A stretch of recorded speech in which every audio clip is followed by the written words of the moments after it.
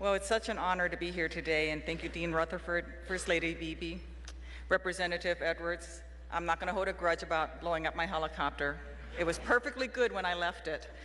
And of course, I have to mention my sister, Black Hawk pilot, Chief Warrant Officer Amy Dawson, who's also here, a member of the Arkansas National Guard.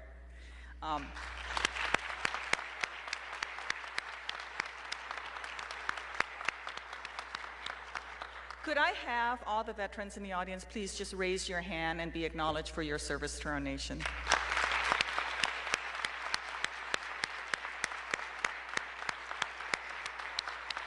Thank you. Of course, it's always humbling to be in the presence of President Clinton, even through video, and he's always far too generous in his comments to me. He's actually a lot of fun in person. He's got a great sense of humor.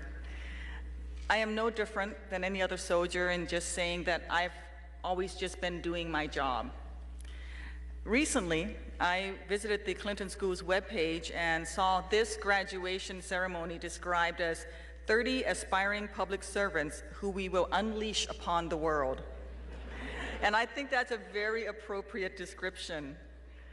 For so long, national service has been viewed as a career that is second to one in the corporate world. Not since I danced along in my living room while watching President Clinton's inauguration festivities as a young graduate student myself have I felt such hope for our nation. It's about time we started unleashing more public servants on the world. It's also about time that our nation is once again rediscovering that national strength is not measured just by the size of our military. Yes, a strong military is an important part of America's role as a leader in the world. However, this great nation is strong not because of our guns and our tanks and some of the best helicopters that we have out there.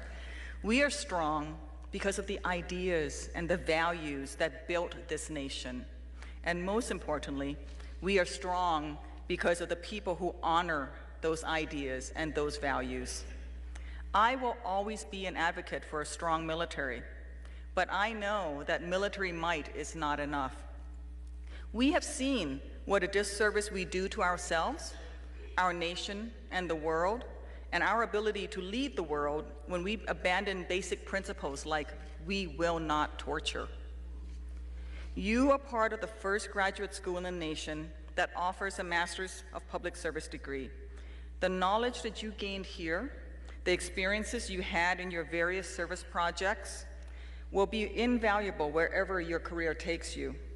For the international students, I know that you will bring a better understanding of Americans and of what you can do to add to the strength of your homelands. In the Army, we live and die by the soldier's creed. The first few lines of that creed says, I will always place the mission first. I will never quit.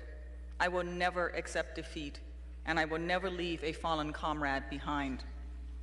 That creed hung on the wall of my hospital room and gave me the strength to keep trying during my very darkest days. While I hope that you will never, ever face a test of your body, you will definitely in your careers face a test of your character and of your commitment to public service. When you are asked to compromise your standards, or to promote hate instead of diplomacy and service, you should remember what you learned here from this school and from one another. You must remain true to the vision of becoming leaders who work with others to build healthy, engaged, and vibrant communities. In everything that you do, remember to keep your commitment to the common good. Also, remember that every single person in your team, in your community is important.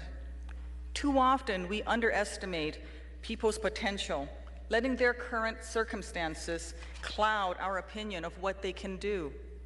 Without the hard work of public servants and nonprofits for the needy, the child who is born into poverty today in some corner of the world may never have access to the health care and education that he needs so he can grow into someone who does change the world. So many have taken that path. President Clinton, Maya Angelou, born into poverty and changed the world. Who knows? A cure for cancer? A solution to the energy crisis? might rest right now in the mind of some child living in a slum in some far-off corner. You know, in my helicopter crew, I was the highest-ranking person. At the start of that morning, on the day that I was shot down, I was the person with the most education, the highest salary, and the most information on our mission for the day. At the end of that day, the most important person in my crew was a young door gunner by the name of Specialist Kurt Hanneman. Kurt's job was only to man the door gun on one side of the helicopter if we were fired upon. He was the lowest ranking person with the least amount of time in service. But once that rocket-propelled grenade struck our aircraft and we landed the aircraft, Kurt, bleeding because he had taken some rounds, became the most important person in the crew because he was responsible for securing the rear of the aircraft where the insurgents were, while those of us who were wounded were being evacuated. But when you share a mission, it doesn't matter what your status is. It only matters that you each do your part and bring your unique skills to the job. Kurt did that on that day for me. Bleeding, going into shock, scared out of his mind, he stood his ground. So as you go forth in your careers, remember that it is sometimes the humblest of persons that you meet who will help you make the biggest difference in the world. I am truly grateful for the opportunity to serve those who have risked their lives for the good of our country.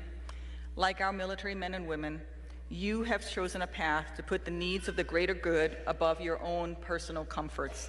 It is with heartfelt pride that I congratulate you on your personal achievements here today and the contributions that you will make to our nation and to our world in the days to come. Thank you so much for letting me be a part of this. God bless our troops who are in harm's way today, and always, God bless America. Thank you.